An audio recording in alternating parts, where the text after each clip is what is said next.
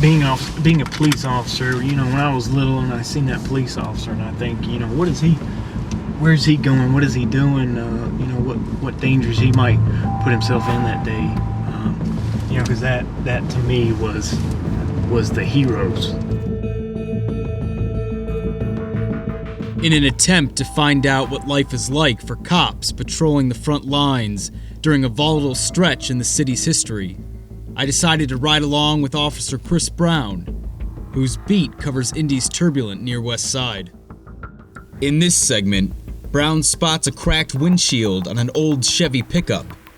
He notices the driver behaving erratically, so he makes a routine traffic stop, his first of the day. The reason I stopped you was the windshield. That's obstructed view, cracked along the windshield. Where are you headed to today? Where you? I live right down the street. Okay. You have your license registration?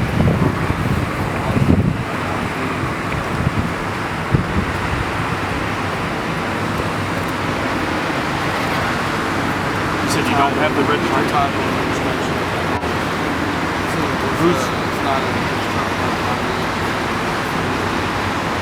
Can you grab maybe it's in there? My mother has the title. Okay. You said Ryan? Allen? Okay, just 1 minute. Back in the squad car, Brown notices the ID is not a driver's license, but a state identification card. The man's license has been suspended. You are suspended. Bring stuff off on me real quick. You can just leave your stuff there with your wallet. Your wallet's right here. Grab your weapons on you. Don't start digging. Hang around.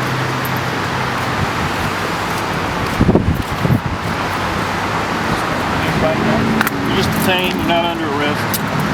Just for my safety. You are driving with a suspended license. Oh shit. She told me that right off the hand. Is there anything? Is there anything illegal in the vehicle? Nothing?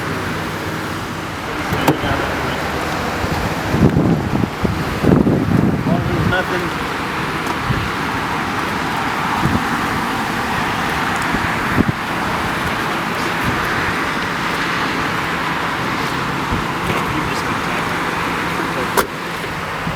This is a cursory search of the vehicle, make sure there's nothing majorly illegal in the vehicle. Well, other than falling apart, I got a gun on the floorboard. Upon initial search of the truck, Brown spots a .22 caliber revolver laying on the floorboard underneath the driver's seat. In the state of Indiana, you cannot legally carry a handgun without a license. Go ahead and step out for me real quick.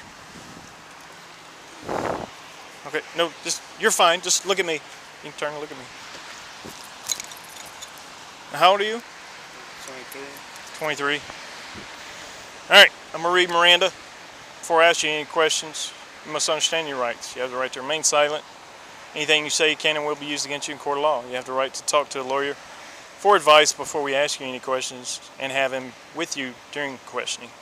If you cannot afford a lawyer, one will be appointed for you before any questioning if you wish. If you decide to answer questions now without a lawyer present, you will still have the right to stop answering questions at any time. You also have the right to stop answering at any time until you talk to a lawyer. You understand? Yes, sir. Okay. So you said this vehicle, are you wanting to talk about anything that may be in the vehicle? Yeah, I bought it from a friend, so it's not okay. literally mine yet.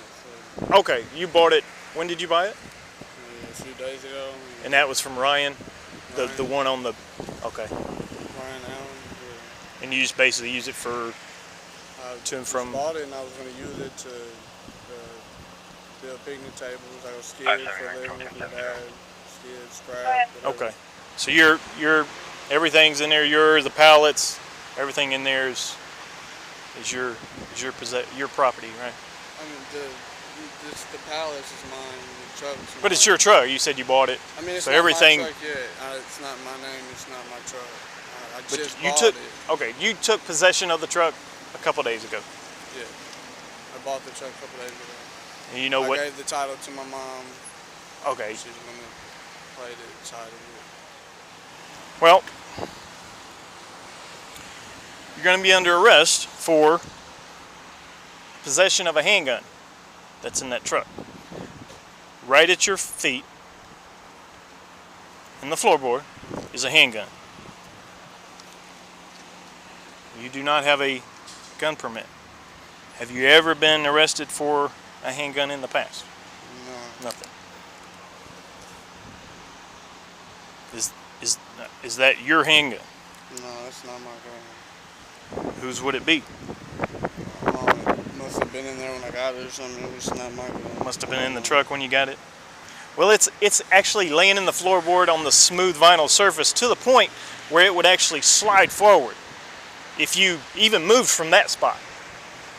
You get what I'm saying? It's not at a position where it's been like in the back, underneath blankets. It's literally laying On the floorboard? right there on the floorboard, on the smooth surface. So if you just pulled out of that spot, it would actually hit you in the leg. That's how it's laying. Which a reasonable person would believe that the driver just laid that there. I'm just putting that out. Honesty is the best policy. You know, I'm just, correct me if I'm wrong. So whose gun is it? It's not my gun. Okay. All right. After Brown collects the man's personal possessions, backup arrives to help with a more thorough search of the truck. Oh, that's a big. That's a large amount. What? We got marijuana too. Company product about locating and permitted to not be prior for possession of marijuana. Tucked behind the gun is a grocery bag full of marijuana. What we'll do is we stop the search from there with gun charges. You have to leave it as it is. An evidence tech will come out. He'll document each thing. He'll do DNA swabs so that it brings more clarity to this type of arrest. Plain view observation is the gun and the suspected marijuana that's in the bag. Once we verified the gun was real and that he did not have a permit.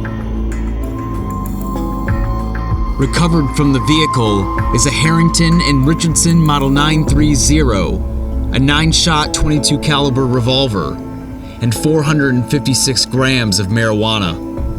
Had the gun been loaded, the driver would have had quick access to it while Officer Brown was walking back to the car to run the license.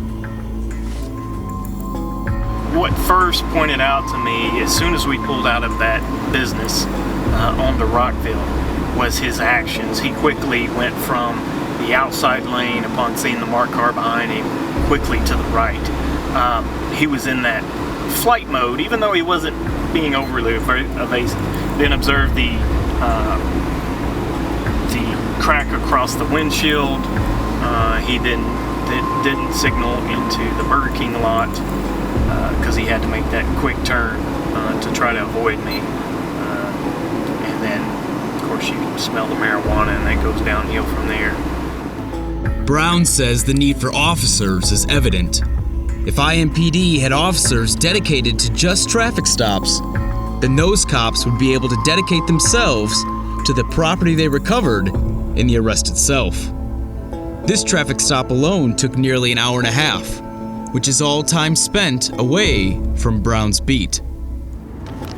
My views on it, if I was in charge, from my experiences, we are a reactive. Human beings are reactive. We need to be more proactive, meaning having more officers, having the resources we need to stop those cars, to stop and talk to those people. Because when they woke up this morning, what was their mindset? Was it to create or commit some type of heinous crime? And now I'm there preventing that from happening. We need to be more proactive.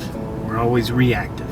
When the heinous crime commits and people die, Now we do these measures. Let's do that all the time, to always, because the struggle between good and evil, and this may sound corny, but the struggle between good and evil is always a constant fight. You can never let up from it. I think that's very important. We can always keep that pressure, always keep that steering wheel into the back of evil to let them know that we're in control, not them. They're not in a marsh area. Here, I'm behind you. Can you try to locate a TX for the last plate registered on her and have her come move her car or park it properly? She's going to get a ticket. I'm clear. 251, 1719, 243 in the minute.